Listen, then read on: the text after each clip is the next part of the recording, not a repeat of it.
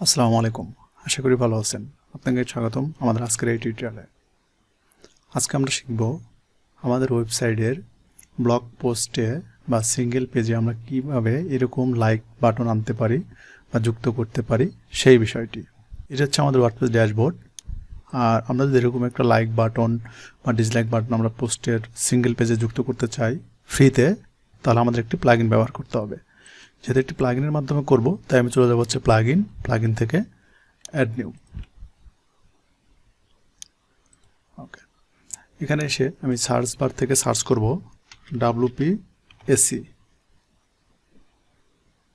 ওকে, WPSC search করার পরে আপনারা এই প্লাগইনটা পেয়ে যাবেন।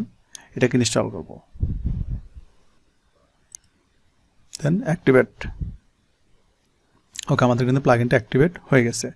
জাস্ট অ্যাক্টিভেট হয়ে গেলে কিন্তু আমাদের অপশনটা যুক্ত হয়ে যায়। তো এটা হচ্ছে আমরা এরকম করতে যাচ্ছি।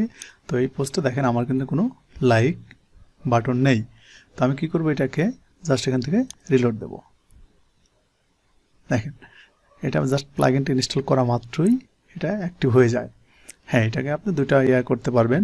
এখান থেকে আপনি রিয়াকশন দিতে পারবেন এই লাইকের পরিবর্তে। সেটা করার জন্য আপনাকে প্লাগইনের সেটিংয়ে যেতে হবে। তাহলে প্লাগইন ইনস্টল করার পরে আমরা একটা অপশন যুক্ত হবে আমাদের ড্যাশবোর্ডে, সেটা হচ্ছে WPSC সেটিং। এখান থেকে আমরা WPSC সেটিংয়ে যেতে পারবো। যার পর সিস্টেম টাইপ কি হবে, লাইক আর রিয়াকশন।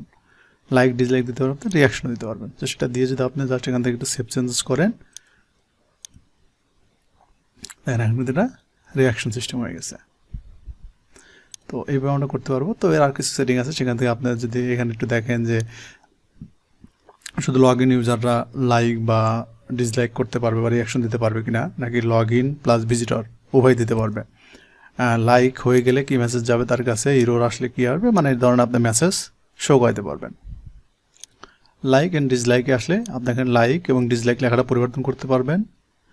এবং এই যে লাইক এবং ডিসলাইকের এখানে থাকে যে, আমরা একটু এটাকে আবার চেঞ্জ করে দিই, হচ্ছে লাইক দেবো। আমাদের লাইক এবং ডিসলাইক এইটার পজিশন আপনি চেঞ্জ করতে পারবেন। সেম লাইক ডিসলাইকের ক্ষেত্রেও পজিশন চেঞ্জ করতে পারবেন। এবং রিয়াকশনটা আমি যদি লাইক ডিসলাইকে আসার পর এখান থেকে আমি বিফোর দিয়ে দিই, তাহলে এখানে দেখবেন এটা ঠিক উপরে চলে গেছে। আর এটা দেখেন উপরে শো করতেছে। আমরা এভাবে এটা পজিশন চেঞ্জ করতে পারবো। ওকে, আবার আপনি চাচ্ছেন যে এখান থেকে লাইক বাটন হাইড করতে পারবেন, আপনি এখান থেকে ডিসলাইক বাটন হাইড করতে পারবেন। লাইক ডিসলাইক কাউন্টার যেটা আছে সেটা আপনি নাও দেখাতে পারেন। যেমন যেখানে আছে কতজন লাইক করলো এটা কাউন্ট হবে, কতজন ডিসলাইক করলো সে কারণে আমি যদি লাইক করি, দেখেন আমার কিন্তু অন কাউন্ট হয়ে গেছে এবং ডাইনামিকলি কিন্তু কাজ করবে।